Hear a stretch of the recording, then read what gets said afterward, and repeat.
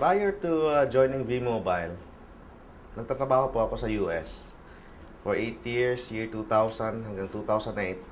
Doon kami nagtatrabaho. Pagkatapos, almost 2 years ago, my wife and I decided na mag-aral ng nursing dito sa Philippines. November 2009, a friend of mine called me. And he told me na mayroon pong magandang opportunity. Sabi niya sa akin, you're going to earn 30,000 a day, 210,000 a week, 900,000 a month. Doon sa US po, hindi po ako kumita ng 30,000 a day, $600 a day, hindi po ako kumita. Even though multiple companies yung tinrabahuan ko doon.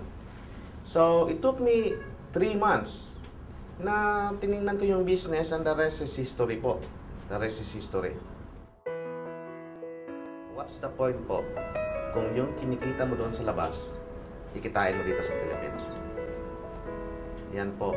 That's the beauty po of V-Mobile. For example, you're going to ask advice doon po sa mga taong kumita sa business.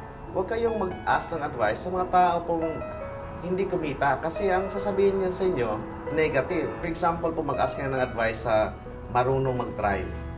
Kasi kung doon kayong mag-ask ng advice hindi marunong mag-drive, anong silbi niyan? So for example, dito sa V-Mobile, dapat po doon kayong mag-ask ng advice sa mga successful people. Yan po yung advice ko. Stay focused on the business, then learn the business po.